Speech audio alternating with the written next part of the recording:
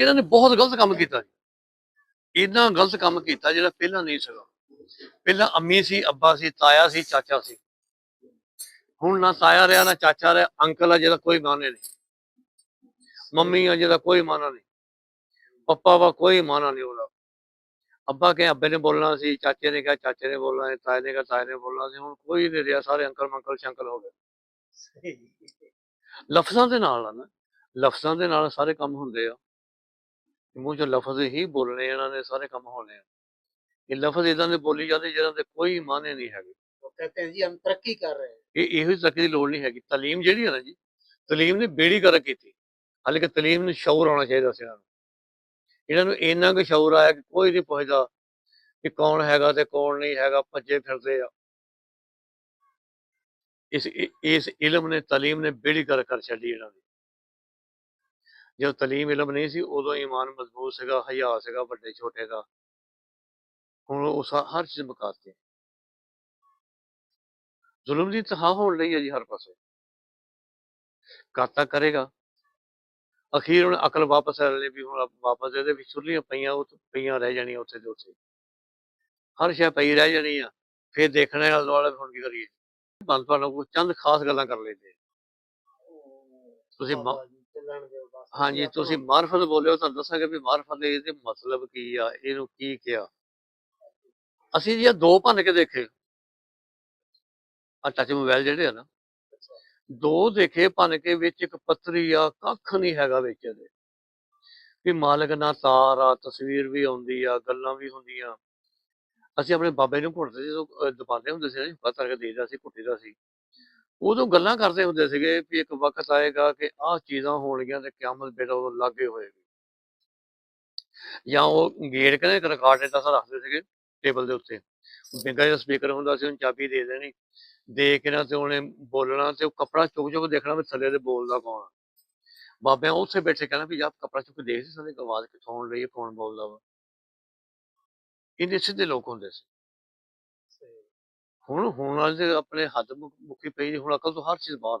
वो अगर उन लोगों के सामने ये मोबाइल आ जाए या ये चीजें आ जाए तो वो तो है, उनको तो हैरान कर देंगे कि यार ये अगर उदों दा मरिया को अपने अज तो 200 साल 100 साल पहला दा 47 तो पहला दा बाबा मरिया उठ के आज उठ खलोवे, वो देख के मुड़ के मर जाए भी किहड़ी दुनिया च आ गया। अभी तो वो कह रहे हैं जी कि हमने मजीद तरक्की करनी है। ये कितना की कर लूंगा जी। ये बाबा जी ये जो है ना, ये आपकी ये जो सामने ये दीवार है ना, मसलन इसकी ना ये उंगली को टच दे रहे हैं, उंगली के अंदर वो कमाल दे रहे हैं। हाँ जी। और इस तरह जो है ना जी आपकी जो है ना तस्वीर वो उसके दीवार के ऊपर बन जाए और उसके ऊपर जो है ना जी ये सारा आखिर इस अकल का एंड भी होना वा। यानी ये हथेली है ना जी, हथेली, तो ये हथेली के ऊपर जो है ना जी वो टच स्क्रीन बन जाएगी, हथेली के ऊपर ही नंबर मिलाएगा हथेली, यानी इसकी मोबाइल की जरूरत भी नहीं है। ਜ਼ਾਹਰ ਹੈ ਗਾਂ ਲਗਾ ਹੁਣ ਇਹ ਬਣਾ ਲੈ ਤੂੰ ਕੀ ਬਣਾਊਗਾ। ਹੁਣ ਜਹਾਜ਼ ਆ ਕਿੰਨਾ ਵਜ਼ਨ ਲੈ ਕੇ ਉਹ ਹਵਾ 'ਚ ਉੱਡਦਾ ਜਾਣ ਡਿਆ, ਗਾਂ ਕੀ ਕਰ ਲਊਗਾ ਇਹ। ਆਖਿਰ ਹਰ ਚੀਜ਼ ਐਂਡ ਭਾਜੀ, ਇਹਦਾ ਅਖੀਰ ਇੱਕ ਦਿਨ ਐਂਡ ਹੋਣਾ ਵਾ। यानी अकल खत्म हो जाए। ਅਕਲ ਦੀ ਇਸਤੇਮਾਲ ਕਰ ਕਰਕੇ ਹੁਣ ਇੰਨਾ ਕਿ ਜਿੰਨਾ ਔਕਾਟ ਆ ਉਹਦੇ 'ਚ ਹਜ਼ਾਰਾਂ ਚੀਜ਼ਾਂ ਭਰੀਆਂ ਹੋਈਆਂ। ਕਿੱਥੇ ਰੋਟੀ ਜਿਹੜਾ ਤਵਾ ਹੁੰਦਾ ਸੀ ਤੇ ਇੱਕ ਗਾਣਾ ਹੁੰਦਾ ਸੀਗਾ, ਉਹ ਇੱਕ ਤੋਂ ਇੰਨਾ ਕੁਝ ਕਰ ਲੇਗਾ ਕੀ ਕਰ ਲੂ। ਸੂਈ ਦੇ ਨੱਕੇ ਤੇ ਲੈ ਆਂਦਾ ਇਹਨਾਂ ਨੇ, ਹੁਣ ਸੂਈ ਦੇ ਨੱਕੇ ਤੋਂ ਕਿੱਥੇ ਲੈ ਜਾਊ। ट्राई तो है ना बाबा जी, अभी मजीद भी उसकी ट्राई है ਜੀ ਕੀ ਕਰ ਲਊਗਾ। ਸਾਡੀ ਨਹੀਂ ਸਮਝ ਆਉਂਦਾ ਕਿ ਲੋਹਾ ਹਵਾ 'ਚ ਉੱਡਿਆ ਜਾਣ ਡਿਆ, ਗਾਂ ਕੀ ਕਰ ਲਊਗਾ। ਕਿਹੜਾ ਕੰਮ ਜਿਹੜਾ ਇਸ ਵੇਲੇ ਨਹੀਂ ਹੋਣ ਡਿਆ, ਹਰ ਚੀਜ਼ ਹੋਣ ਡਈ ਆ, ਗਾਂ ਕੀ ਕਰ ਲੂ, ਕੀ ਬਣਾ ਲੂ ਇਸ ਤੋਂ ਅੱਗੇ, ਸਾਡੀ नहीं समझ आता। एक तरीके से देखा जाए बाबा जी तो ये जो अक्ल है, जिस तरह मतलब मिसाल के तौर पर ये सिस्टम चल रहा है, हाँ जी, तो ये अक्ल भी तो खुदा ने ही दी है। हाँ जी, मालिक ने ਦਿੱਤੀ है ना जी, ਤੇ ਉਹਨੇ ਵਾਪਸ ਵੀ ਲੈਣੀ ਹੈ। ये तो उसकी चलो मर्जी की बात है। नहीं जो ਆਪਣੇ ਅਹਿਦ ਕੀਤਾ ਹੋਇਆ ਉਹਨੇ ਕਿ ਐਨੇ ਟਾਈਮ ਤੋਂ ਬਾਅਦ ਦੇਖੋ ਵਾਪਸ ਲੈ ਲੈਣੀ, ਉਹ ਤੱਕ ਇਹਨੂੰ ਕੁਝ ਨਹੀਂ ਕਰਨਾ। ਉਸ ਤੋਂ ਬਾਅਦ ਇਹਦੇ ਕੋਲ ਵਾਪਸ ਲੈ ਲੈਣੀ ਹੈ ਵੀ ਆਇਆ ਸਜਣਾ ਹੁਣ ਕਰਕੇ ਕਰਤਾ। ਇਹ ਕੁਝ ਨਹੀਂ ਕਰ ਸਕਦਾ, ਇਹ ਮੱਖੀ ਤੱਕ ਨਹੀਂ ਉਡਾ ਸਕਦਾ, ਗੱਲਾਂ ਕਰ ਸਕਦਾ, ਹੋਰ ਕੁਝ ਨਹੀਂ ਕਰ ਸਕਦਾ। ਇਹਨੇ ਕੀ ਕਰਨਾ ਹੈ, ਕੁਛ ਨਹੀਂ ਕਰ ਸਕਦਾ। ਇਹ ਅਕਲ ਹੀ ਇਹਨੂੰ ਲਈ ਫਿਰਦੀ। और जी बिस्मिल्लाह। ਮੁੰਡੀ ਛੋਟੀ ਆ। साईं महमूद बाबा तशरीफ ले आए हैं। छोटी है तो बाबा जी बड़ी भी हो जाएगी। ਹਾਂਜੀ ਫਿਰ ਪਟਾਈ ਵਾਸਤੇ इधर ही आओ सरकार, ਸਾਡੇ ਕੋਲ ਹੀ ਆ ਜਾਓ ਜੀ। इतने आ जाओ। ਅਸੀਂ ਹੈ ਹੋ ਜਾਂਦੇ ਸਾਨੂੰ ਇਹ ਤਬਲੀਗ ਹੀ ਹੈ ਨਾ ਜੀ। ਤਬਲੀਗ ਕਰਦੇ ਆ ਵੀ ਲੋਕੀ ਸਮਝ ਜਾਣ, ਇਹ ਸਮਝ ਹਟੇ। और सब तो बड़ी तबलीग मैं कहना कि उस वक्त एक दो जो बंदे ਨੂੰ ਮਿਲਣਾ ਹੈ, ਇਸ ਤਰ੍ਹਾਂ ਪਤਾ ਨਹੀਂ ਕਿੰਨੀ ਦੁਨੀਆ ਜਿਹੜੀ ਹੈ ਨਾ ਗੱਲ ਸੁਣ ਲੈਂਦੀ ਹੈ। ਅਗਰ ਕੰਮ ਦੀ ਗੱਲ ਇਹਨਾਂ ਨੂੰ ਤਾਂ ਡਬਲ ਸ਼ਾਹ ਵਰਗੇ ਚਾਹੀਦੇ ਵੀ ਜਿਹੜੇ ਇਹਨਾਂ ਨੂੰ ਆਪਣੇ ਪੜਾ ਕੇ ਦੇਣ, ਤੇ ਬੜੇ ਰਾਜ਼ੀ ਆ। ਅਸਲ ਦੁਨੀਆ ਲਾਲਚ ਤੇ ਹੈ ਨਾ ਜੀ। ਹਾਂਜੀ ਲਾਲਚ ਬੁਰੀ ਬਲਾ। ਲਾਲਚ ਤੋਂ ਬਗੈਰ ਤੇ ਫਿਰ ਇੱਕ ਜਗ੍ਹਾ ਤੇ ਮੇਲੇ ਬੈਠੇ ਨੇ, ਸਾਡੇ ਕੋਲ ਐਂਕਰ ਆ ਗਿਆ ਜੀ, ਉਹਨੇ ਸਾਡਾ ਸਵਾਲ ਕੀਤਾ। ਉਹ ਪਹਿਲਾਂ ਤਾਂ ਕਿੰਨੀ ਦੇਰ ਸਾਰੀਆਂ ਗੱਲਾਂ ਕਰੀ ਜਾਵੇ ਵੀ ਸਮਝ ਨਹੀਂ ਆਉਂਦੀ, ਸਮਝ ਨਹੀਂ ਆਉਂਦੀ, ਸਮਝ ਨਹੀਂ ਆਉਂਦੀ। ਉਹ ਫਿਰ ਉਹਨੂੰ ਸਮਝਾਇਆ ਵੀ ਤੁਸੀਂ ਆਪ ਸਿੱਧੇ ਤੁਰੋਗੇ ਤਾਂ ਤੁਹਾਨੂੰ ਸਮਝ ਆਏਗੀ। ਇਹ ਅੰਗਰੇਜ਼ ਸਾਨੂੰ ਪੁੱਠਿਆ ਚਲਾ ਕੇ ਆਪ ਸਿੱਧਾ ਚੱਲਦਾ ਵਾ। ਇੰਡੀਆ ਔਰ ਪਾਕਿਸਤਾਨ ਦੇ ਚੰਦ ਮੁਲਕ ਜਿਹੜੇ ਪੁੱਠਿਆ ਚੱਲਦੇ ਆ, ਆਪ ਉਹ ਸਿੱਧਾ ਚੱਲਦਾ। ਇਹਨਾਂ ਨੂੰ ਚਲਾ ਕੇ ਪੁੱਠਿਆ ਤਾਂ ਗਿਆ, ਤੇ ਇਹਨਾਂ ਨੂੰ ਸਮਝ ਇਹਨਾਂ ਨੂੰ ਕੀ ਆ। ਚਾਹੇ ਹਾਂਜੀ ਨਾਲ ਚਾਹ ਲੈ ਲਓ।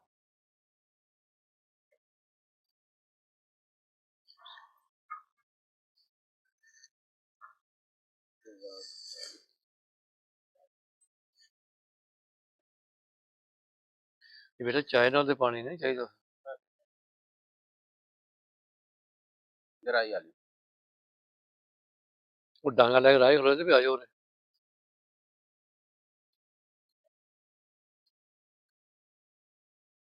मैं तो ये सुनिया बाबा जी, जेड़ा बंदा अल्लाह तो डरता फिर किसी तो भी नहीं डरता। ਨਹੀਂ ਡਰਨਾ ਤੇ ਕਿਸੇ ਕੋਲ ਨਹੀਂ ਜੀ ਹੁੰਦਾ, ਡਰਨਾ ਤਾਂ ਅੱਲਾ ਕੇ ਹੁੰਦਾ ਵਾ। ਲੇਕਿਨ ਖਾਸ ਗੱਲਾਂ ਵਾਸਤੇ ਮਨਾ ਫਰਮਾਇਆ ਗਿਆ ਲੇਕਿਨ ਉਹ ਫਿਰ ਆਪਣੇ ਸੁਣਨ ਲੱਗ ਗਿਆ ਨਾ, ਰੱਬ ਲਾਗੇ ਨਹੀਂ ਹੁੰਦਾ, ਉਹ ਵੀ ਸੁਣਨ ਲੱਗੇ ਹੁੰਦਾ। मंसूर को लो कुछ जाहिर हो या सूली पकड़ चढ़ाया है, हकीकत बात किसी को हजम ही नहीं ਨਹੀਂ ਹੁੰਦੀ। ਸੱਚ ਕੌੜਾ ਹੁੰਦਾ ਨਾ, ਝੂਠ ਮਿੱਠਾ। जब तक इंसान खुद अपना फॉल्ट तलाश नहीं करता ना, उतनी देर तक उसको दूसरों को फॉल्ट जो तलाश अपना नजर आते हैं।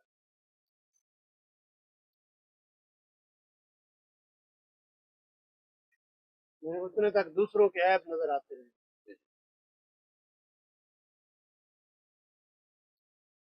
शेर है ना जी, कि पड़ी जो अपने ऐपों पे नजर, निगाह में कोई बुरा ना रहा।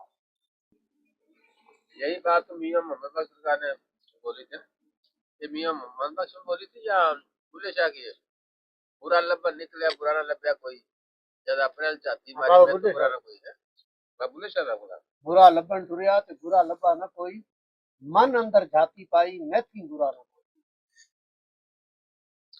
ध्यान खोल के वो अपना ਤੇ ਜਿਹੜਾ बयान कर गए। ਜਿਹੜਾ ਸਲੂਕ ਮੌਲਵੀ ਨਾਲ ਉਹਨਾਂ ਕੀਤਾ ਉਹ ਨਹੀਂ ਪਤਾ। क्या बुल्ले शाह सरकार से? ਹਾਂਜੀ सारे ਨੂੰ ਪਤਾ ਵੀ ਮੁੱਲਾ ਨੇ ਕੀ ਕੀਤਾ, ਲੇਕਿਨ ਮਾਰਦੇ ਰਹੇ, ਢੱਕਿਆਂ ਦੇ ਪਿੱਛੇ ਪਾ ਖਿੱਚਦੇ ਰਹੇ, ਬਹੁਤ ਜ਼ੁਲਮ ਕੀਤੇ ਉਹਨਾਂ ਨਾਲ। ਅਖੀਰ ਕਿਤਾਬ 'ਚ ਲਿਖਿਆ ਵੀ ਜਿਸ ਵੇਲੇ ਬੰਦਾ ਮਰ ਜੇ ਤੇ ਜਿਹੜੀ ਕਸੂਰਵਾਰ ਰੋੜੀ ਜਿੱਥੇ ਪਈ ਹੈ ਨਾ, ਕੂੜਾ ਸੁੱਟਦੇ ਉੱਥੇ ਦਫਨਾ ਇਹਨੂੰ, ਇਹਦਾ ਜਨਾਜ਼ਾ ਕੋਈ ਨਾ ਪੜਾਵੇ। हालांकि बाबा जी उस दौर के अंदर बड़े मजबूत ईमान वाले लोग थे। ਨਹੀਂ ਆਪਣੇ ਫਰਾਉਨ ਦੇ ਦੌਰ ਦੇ ਸਾਰੇ ਆਪਣੇ ਨਾਲ ਨਾਲ ਤੁਰੇ ਹੁੰਦੇ ਆ ਜੀ, ਉਹ ਚਾਹੁੰਦੇ ਹੁੰਦੇ ਆ। ये तो नाल नाल ही चलना है सारा सिलसिला जितना भी है ना जी, जुल्म और जबर का। बाबा जी जो है ना जी, मेरे सवाल का जवाब फटाफट दलील जो है ना फौरन दे देते हैं। अब कितनी इन्होंने मुस्तनद बात की है कि वो सिस्टम फिरौन वाला चला आ रहा है, वो फिरौनी यही अजीजी मौजूद है, यानी मानने वाले हैं तो ना मानने वाले भी हैं। ਹਾਂ ਜੋੜਾ ਬਣਾ, अच्छाई बुराई है। ये तो क़यामत तक चलता रहेगा। हाँ, मंसूर के दौर को देखा जाए तो ये तो नहीं हो सकता ना कि वहाँ खड़े होने वाले लोग वो जानते ना हो कि ये हकीकत क्या है। ਸਭ ਕੁਝ ਜਾਣਦੇ ਹੁੰਦੇ ਆ, ਇਹ ਆਪਣੇ ਫਿਰ ਚਿੱਤਰਾਪੀ ਮਾਰਦੇ ਜਾਣਦੇ ਵੀ ਹੁੰਦੇ ਆ ਕਿ ਚੁੱਪ ਰਹਿੰਦੀ ਆ।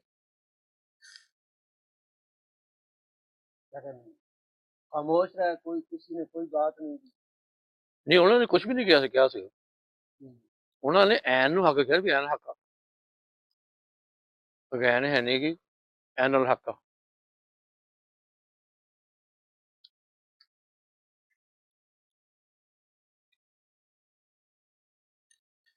ਐਨ ਹੀ ਅੱਲਾ ਵਾ, ਹੱਕ ਆ, ਹੋਰ ਕੁਝ ਨਹੀਂ ਹੈਗਾ। ਐਨ ਨਾਲ ਹੱਕ, ਇਹ ਗੱਲ ਇਹਨੂੰ ਚੰਗੀ ਲੱਗਦੀ। ਆ ਰਾਏ ਬਿਨ ਢੇਰਾਂ ਢੇਰ ਇਕੱਠੇ ਕੀਤੇ ਹੁਣ। ਅਸੀਂ ਬਹਿ ਗਏ ਜੀ ਬੱਸ 'ਚ GTS ਤੋਂ, ਕਿਨੂੰ ਖੜੀ ਸੀ ਅਸੀਂ ਕਿ ਚਲੋ ਗੱਡੀ ਜਾਣਾ, ਬੁੱਲੇ 'ਚ ਜਾਣਾ ਸੀ ਅਸੀਂ। ਜਿਸ ਵੇਲੇ ਗੱਡੀ ਬੈਠੇ ਸਾਰੇ ਰਾਏ ਬਿਨ ਨਾਲ ਭਰੀ ਹੋਈ ਵੀ ਆਹ ਕੀ ਬਣੀ ਆ। ਜਦੋਂ ਇੱਕ ਡੰਡੇ ਤੋਂ ਥੋੜੇ ਗੰਨ ਹੋਏ, ਅੱਗੇ ਮੌਲਵੀ ਸਾਹਿਬ ਕਹਿਣ ਲੱਗੇ ਕਿ ਬਾਬਾ ਜੀ ਆਪਣੀ ਜਗ੍ਹਾ ਤੇ ਬੈਠੇ ਹੋ। ਅਸੀਂ ਕਿਹਾ ਜੀ ਠੀਕ ਹੈ, ਸਾਡੀ ਜਗ੍ਹਾ ਤੇ ਜੁੱਤੀਆਂ ਜਾਣਾ ਜੀ। ਅਸੀਂ ਗੋਦੀ ਖੋਲੀ ਥੱਲੇ ਆਪਣੇ ਵਿਛਾਈ ਬਹਿ ਗਏ ਆਰਾਮ ਨਾਲ। ਉਹ ਕੰਡਕਟਰ ਸਾਡੇ ਬਥੇ ਥੱਲੇ ਕਰਕੇ ਬਾਬਾ ਆਪਣੀ ਸੀਟ ਤੇ ਜਾ ਕੇ ਬਹਿ ਜਾ ਕੇ ਨਹੀਂ ਬਹਿਣਾ ਹੈਗਾ, ਇੱਥੇ ਬਹਿਣਾ ਨਹੀਂ, ਬਿਠਾਉਣਾ ਥੱਲਾ ਤੇ ਰਾਜਬਿੰਦ ਤੱਕ ਆਪਣੇ ਥੱਲੇ ਬਹਿ ਕੇ ਸਕੂਨ ਦੇ ਨਾਲ ਗਏ। ਗੋਦੀ ਫਿਰ ਲੰਮਾ ਪੈ ਕੇ ਜੋ ਖਸਮਾ ਸਿਰ ਖਾਓ ਸੀ, ਬਹਿ ਕੇ ਆਖਣੇ ਲੰਮਾ ਪੈ ਕੇ ਜਾਂਦੇ ਆ। किराया लिया जी उन्होंने? ਜੀ ਕਿਰਾਏ ਤੇ ਪਹਿਲਾਂ ਦੇ ਟਿਕਟ ਪਹਿਲਾਂ ਲੈ ਲੈਂਦੇ ਸੀ। ਸਾਡੀ ਕੋਸ਼ਿਸ਼ ਹੁੰਦੀ ਵੀ ਟ੍ਰੇਨ 'ਚ ਸਫ਼ਰ ਕਰੀਏ, ਟਿਕਟ ਪੈਸੇ ਹੋਣ ਟਿਕਟ ਲੈ ਲੈਣੀ, ਨਾ ਪੈਸੇ ਹੋਣ ਫਿਰ ਨਹੀਂ। मेरे नाल इस तरह होया जी, एक दफा ना मैं इस तरह की बस चढ़ गया। बाबा जी ज्यादा से ज्यादा मैं आधा किलोमीटर सफर कर सकता, उसके बाद में कलेक्टर ਨੂੰ ਆਖਿਆ ਕਰੀ। ਉਹ ਨੇਕ ਲਾਗੇ ਬੈਠਾ ਹੋਣਾ, ਉਹ ਨੇਕ ਲਾਗੇ ਬੈਠਾ ਹੋਏਗਾ।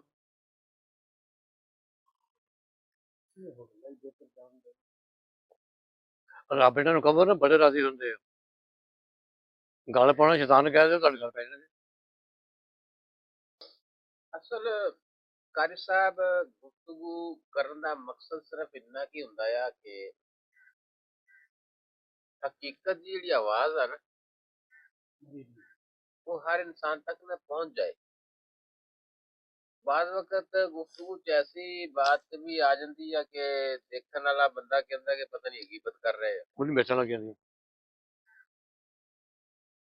ਮਗਰ ਉਹਦੇ 'ਚ ਸਮਝੌਤਾ ਹੁੰਦਾ ਆ ਕਿ ਭਲੇ ਉਹ ਪਿਛਲਿਆਂ ਨੇ ਕੰਮ ਕੀਤਾ ਆ, ਤੁਸੀਂ ਇਹ ਨਾ ਕਰਿਓ।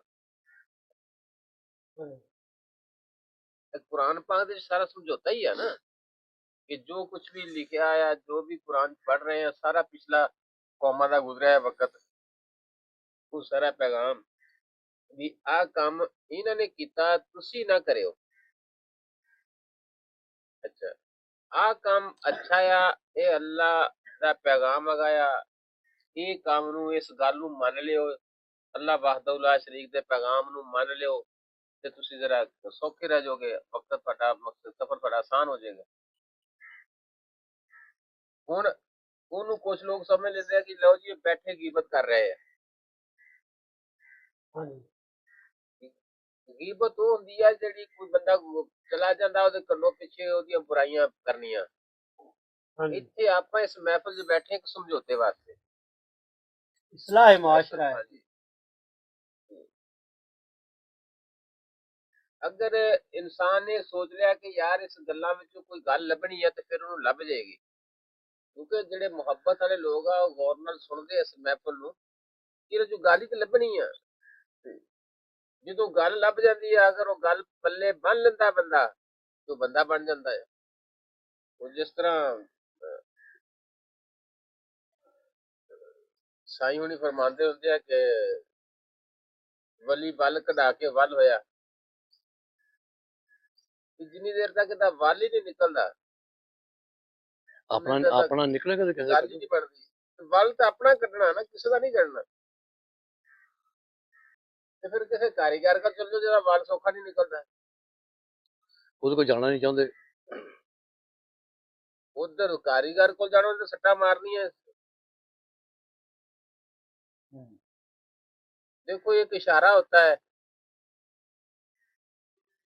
कुछ लोग इशारे से समझ आते हैं। کچھ لوگ ایسے ہوتے ہیں جن کے لیے ڈنڈا بھی ہوتا ہے، وہ ڈنڈے کے بغیر نہیں سمجھتا.